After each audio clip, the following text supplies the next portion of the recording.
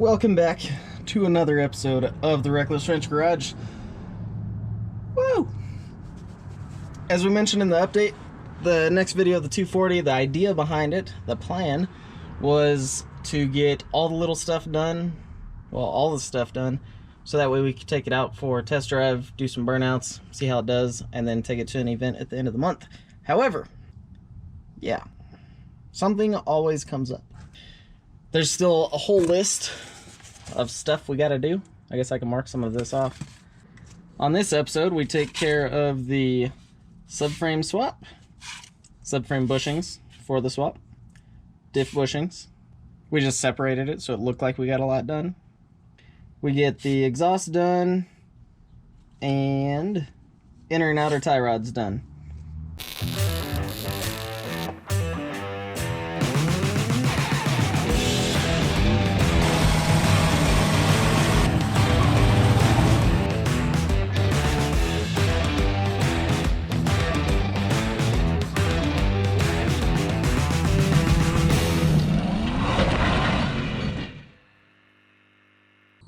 We do have the exhaust that came off of that Z. It's a complete Borla exhaust after the downpipes. So we're going to hack that up and use that as the base to start from. Make some of the pipes fit. You'd see the sway bar, the way it's designed. The exhaust is supposed to run under there, go to the driver's side of the car and poke out underneath the bumper. But I find that kind of boring. And this is a truck, and trucks need cool exhausts, like stacks and stuff. Come back, do an H-pipe somewhere around here, go back and go off to the sides, and right in front of our subframe mounts, we have this little pocket right here. Conveniently, that pocket lines up with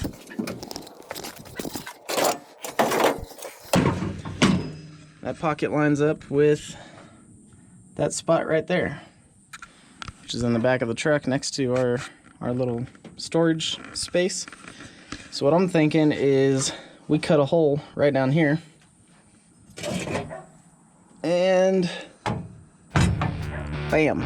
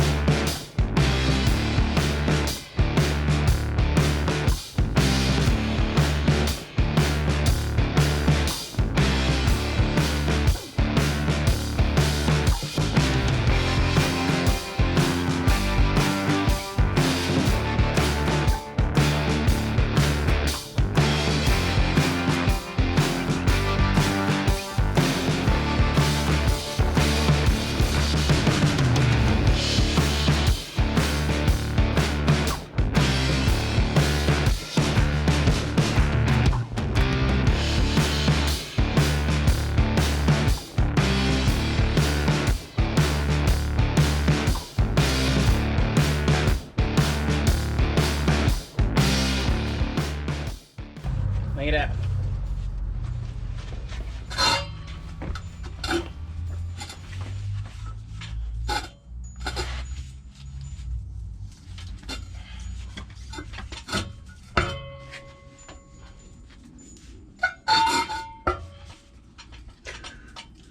Yep, oh, it's in there. It wiggled. I seen it.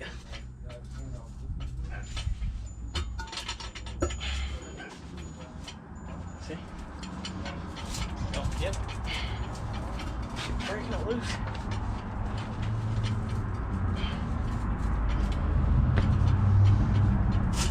Whoa.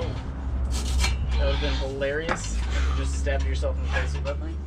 It's like pulling a sword from a stone. I am not worthy. See? Comedic relief, Sarge. We all know you were really just hoping I hit myself in the face. I kind of was, but at the same time, I'm glad you didn't. So, you see? It all worked out in the end. So who's cutting this? You want to cut it? No, I don't want to cut it either.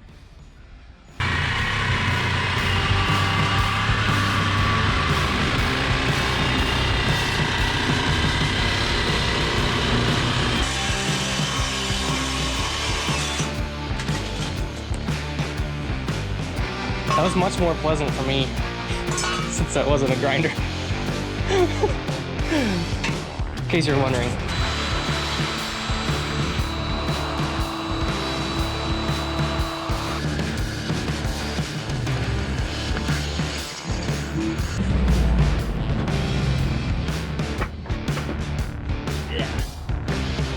Lifted trucks, Sarge. Lifted trucks.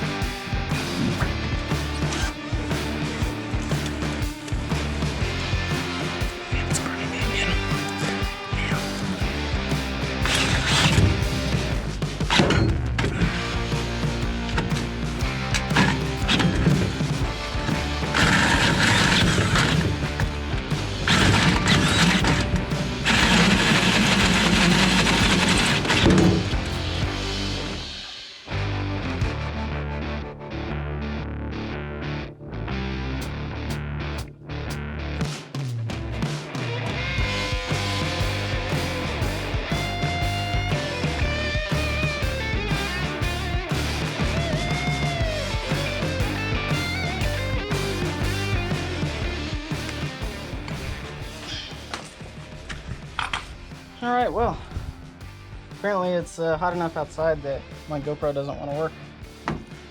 So you guys missed all the fun of cutting and tack welding and all that good stuff. But I'm sure it's, you know, something you've seen before and not all that interested in seeing again. But we got... I hope it sounds better than that in the end. Got the exhaust all tacked together. I still got to weld it, but I'm gonna have to pull it off, take it into the garage to do it. Let me show you what's going on down yonder.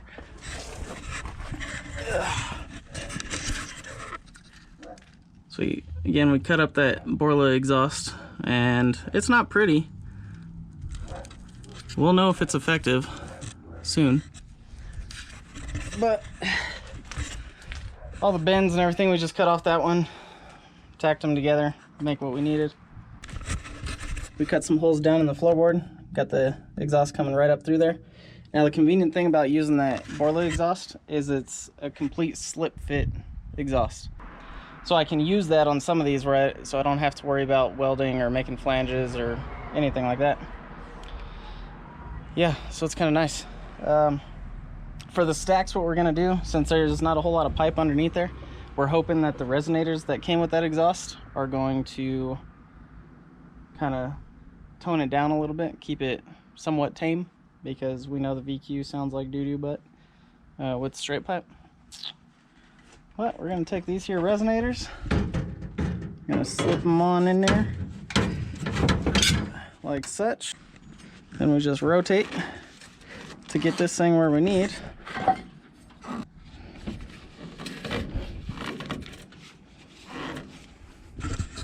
Yep, we're gonna say that's about where we want it. And then we take these nice old exhaust tips off Kris's old exhaust, and bam, stacks on stacks on 240. That covers it for the exhaust. We still got some steering components to put on. We got a bunch of stuff from GKTech. I'd go ahead and put it on now, but it's really hot outside. Next up on the list of fun stuff we get to do is steering components. The lower control arms have been modified on this. They're longer than the stock ones, which makes the inner tie rods too short. They won't reach all the way, so if you have one fully adjusted all the way out, you connect it up, then you can't connect the other tie rod without both tires being towed out. I picked up their high angle outer tie rod ends and their adjustable inner tie rod ends. And by adjustable, they just mean they are threaded really long and you cut them to length, which is pretty convenient because it's better to have more than less. And I also got their offset steering rack things. The steering arms are shorter, so to keep that Ackerman angle with the steering happy and not get all bindy and stuff, these will relocate the inner tie rods further forward, so it's more of a direct shot from the steering rack out to the knuckle.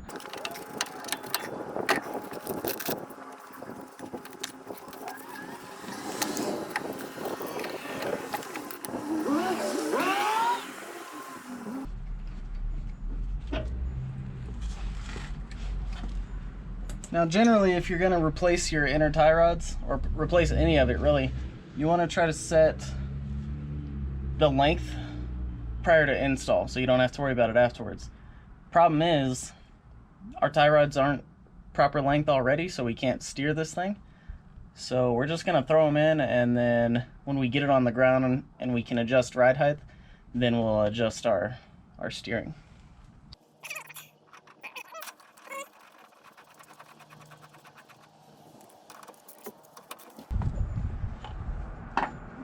So like I said, these are the adjustable inner tie rod ends. This is a stock one that you can see I cut and welded back together to extend it so I could actually move this thing. And they're, the GKTech ones are still quite a bit longer, by about an inch or so.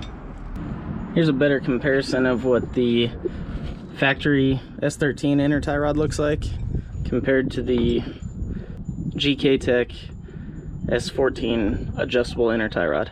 The difference between the S13 and the S14, the S13 is what, 12 millimeter shaft, and the 14 is a 14 millimeter shaft. But you can see the length difference, and the length is simply a GKTech thing. It's not specific to either chassis. Then the outers, you have your high angle heim joint, and then depending on how your knuckles are set up, how your steering and everything is, they'll actually come with longer couplers. So these come with, I think, 3 different size couplers for it. So you can make them longer or shorter. I believe this is the shortest one that it comes with.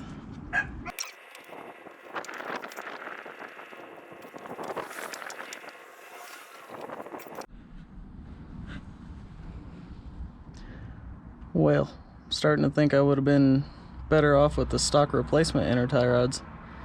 I have to cut those things down quite a bit.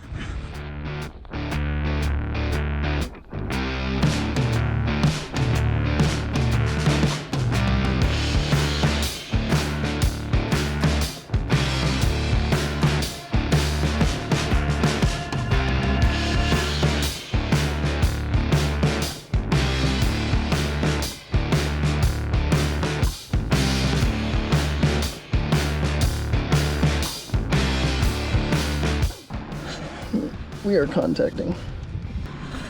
So it's something else that we're gonna have to address before we can get this thing on the track.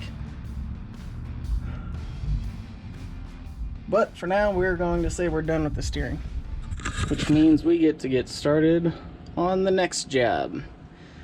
We have a complete subframe out of an S15, solid subframe bushings. It's actually, they go this way.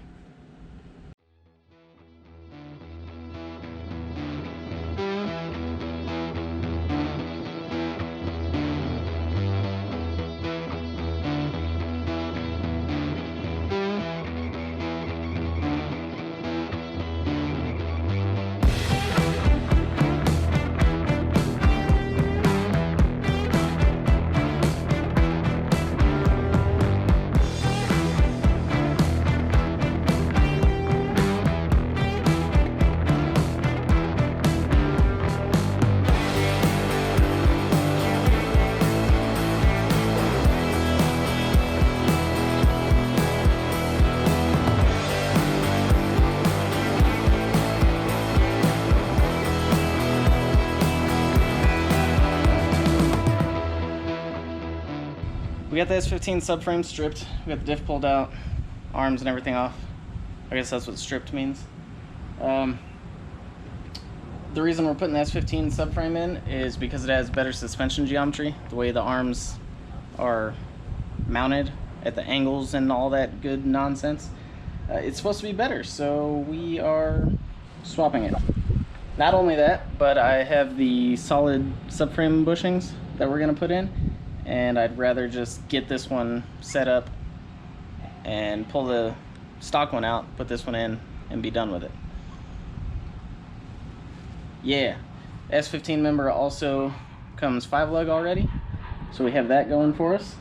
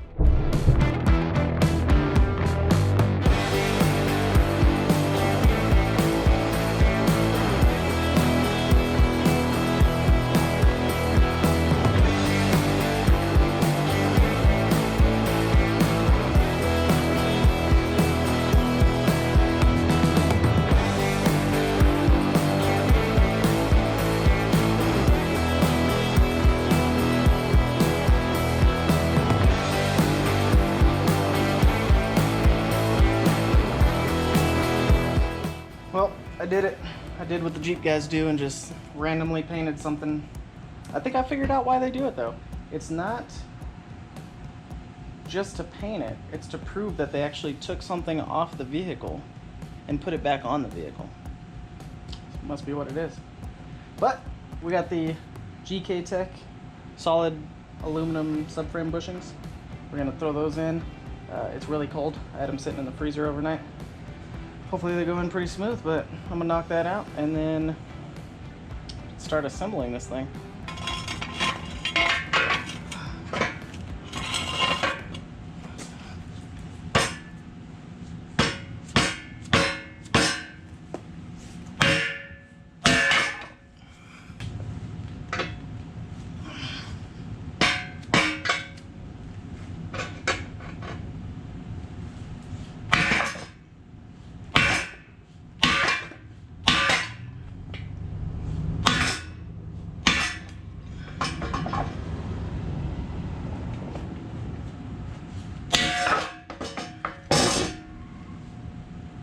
Alright.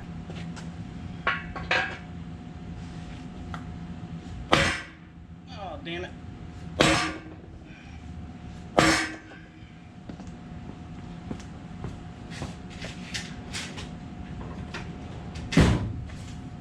Kicked it in there sideways.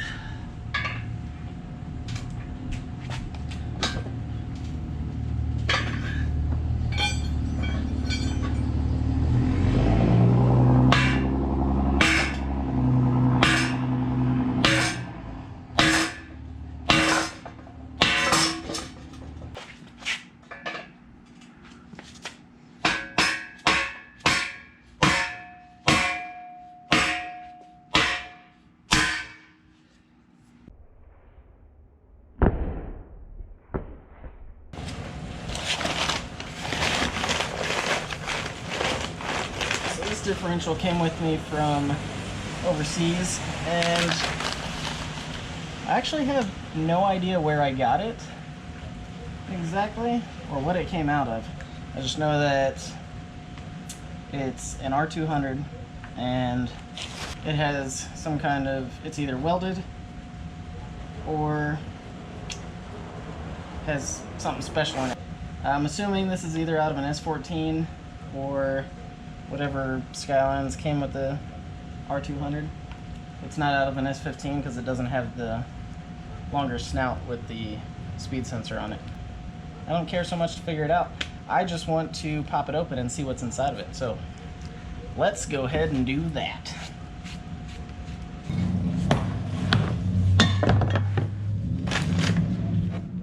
So it's got a 408 gear, and I have no idea what we have as far as the differential goes, but if I try really hard I can spin them opposite directions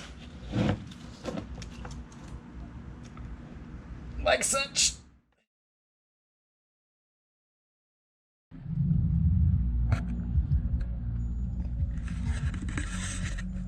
So you remember when I installed those solid bushings? I installed the wrong ones. In order to put an S15 subframe in an S13, you need the offset bushings. Yeah. So let's go ahead and rewind, take those out, put these ones in, reinstall.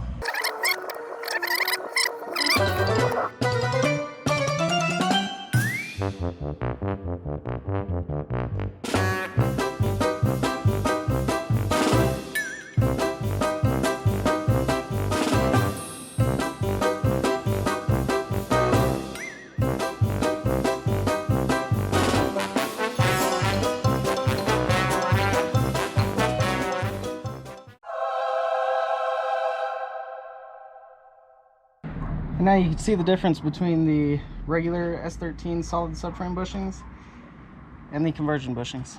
The holes are offset because the mounting points on the S13 are more narrow than the S14 and the S15. So my words of wisdom, do it right the first time. Or redo it and do it like I do.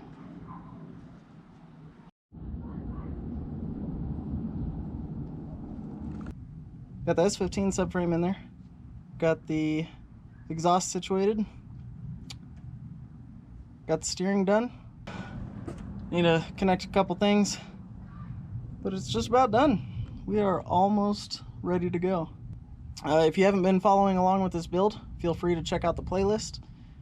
Go click on it. We got the introduction of it, engine swap, all that good stuff, and you will see plenty more of it. If you want to check out the Suburban and the Ranger, we got playlists for those too. And until next time, stay reckless.